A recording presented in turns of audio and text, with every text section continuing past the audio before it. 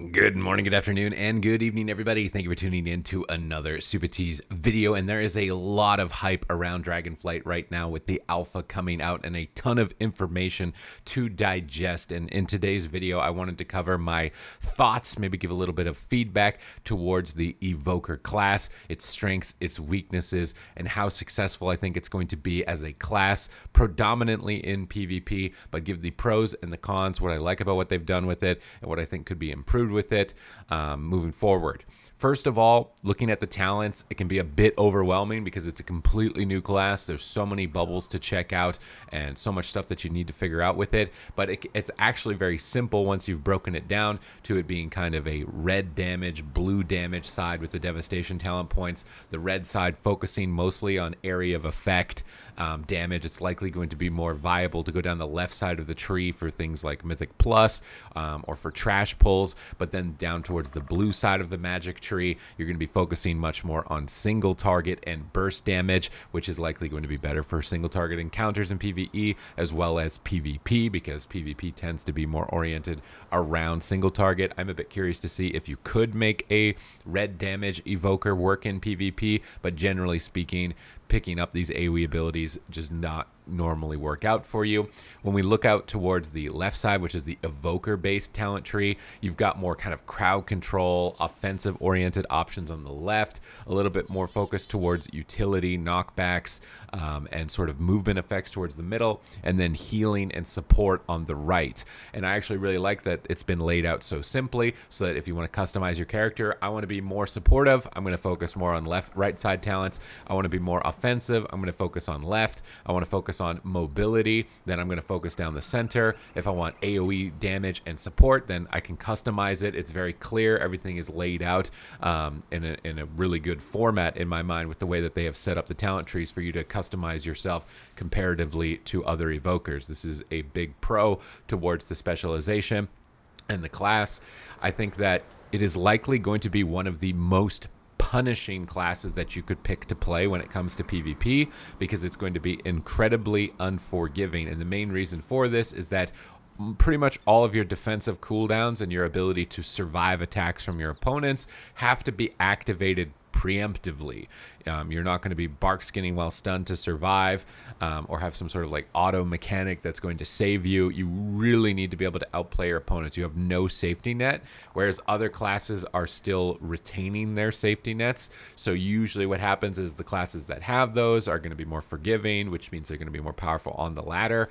And if you are not good at PvP and not good at predicting these situations, that you're probably going to be dying in a lot of stuns and just kind of getting frustrated with the specialization in PvP.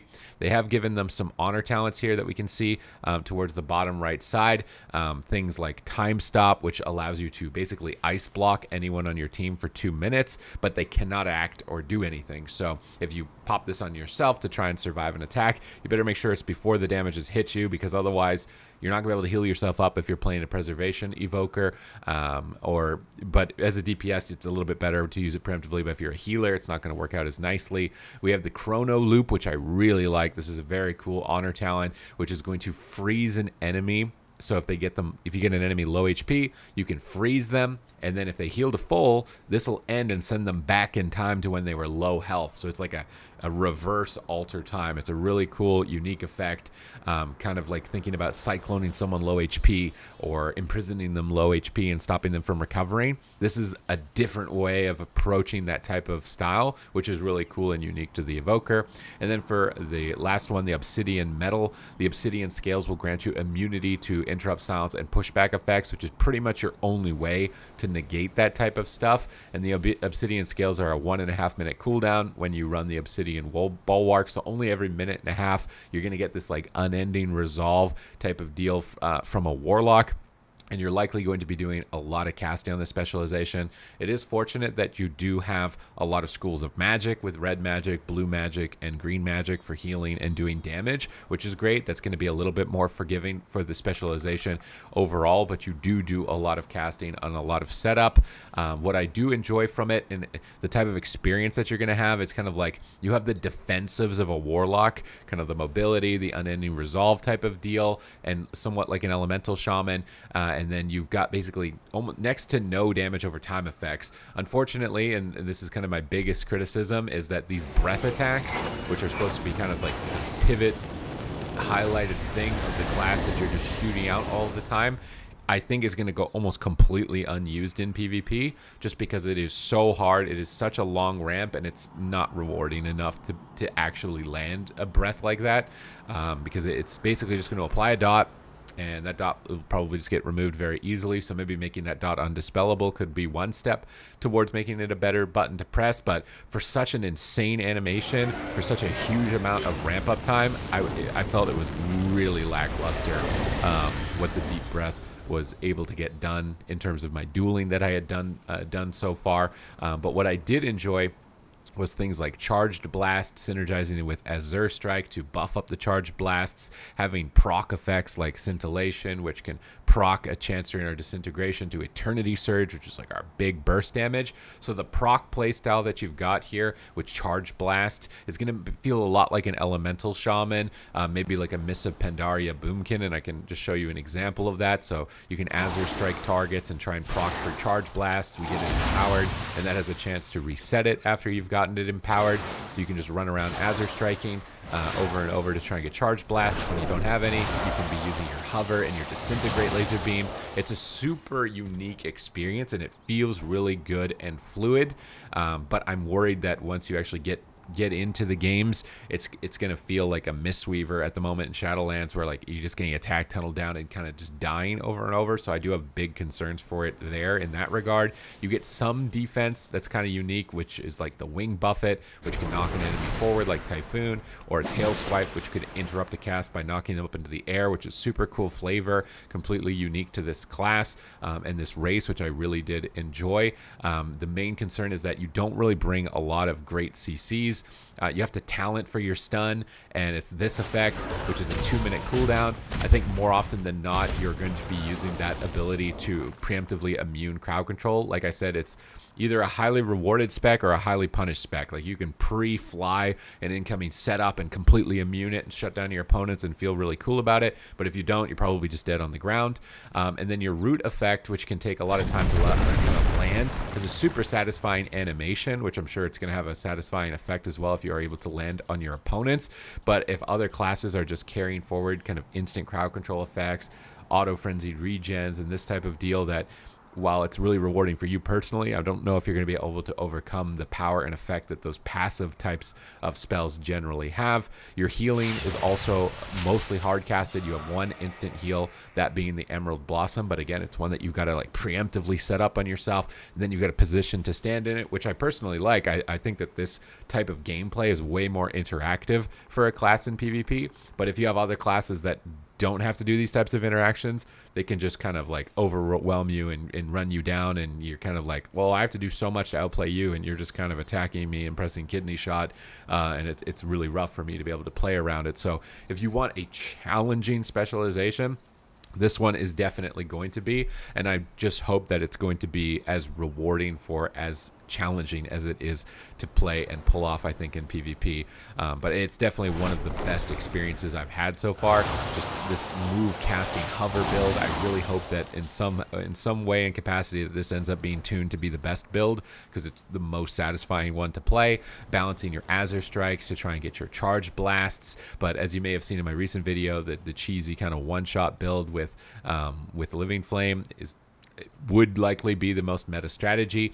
You bring Sleepwalk as a crowd control, which can be kind of good, and you've got Oppressing Roar, which I feel like a lot of people are freaking out about, but I'm not sure if it's ultimately going to have too much impact.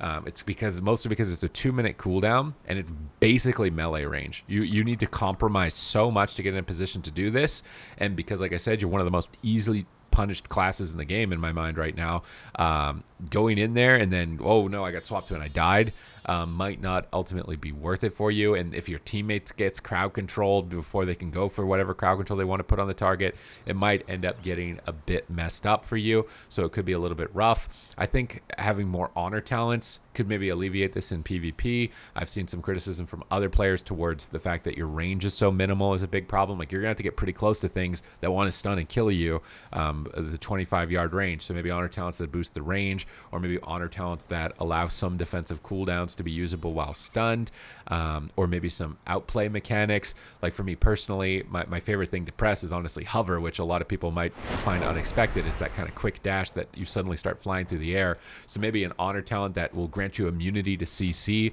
while you're starting your hover, so you can get this like immune frame similar to a Demon Hunter's Metamorphosis, giving you just more options to try and preempt your attacks and setting up for your casted damage, so you don't just immediately shut down every time you're trying to do your burst. Could be one way to alleviate that. But I was very impressed with it, with the class overall.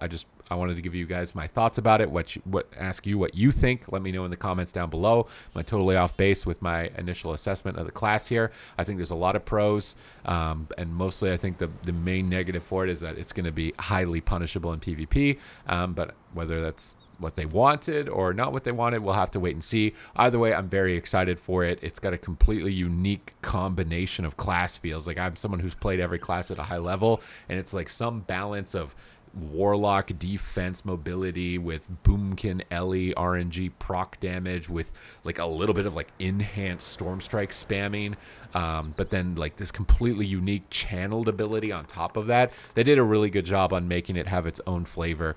I'm just hoping that it's not going to just completely get washed over and just die in stuns over and over. You have some really hard counter mechanics like Cauterizing Flame, which honestly are a little bit overpowered, like particularly for Feral Druids and Assassination Rogues. So I don't know if it's going to be a class that's just like hard counters that and then just gets hard countered by things like Subtlety Rogues that can stun and one-shot you, and maybe Death Knights that can grip and stun you. But we'll kind of have to wait and see. Either way, if you like this type of content, you want to stay up to date with Dragonflight, get my opinion on the classes so that you can kind of better suit yourself for combat and your decision making moving forward for the next expansion and have some impact potentially on the direction of the game, then make sure you hit the subscribe button. It's absolutely free and I do greatly appreciate it. So thank you very much for watching this video, and I will catch you in the next one.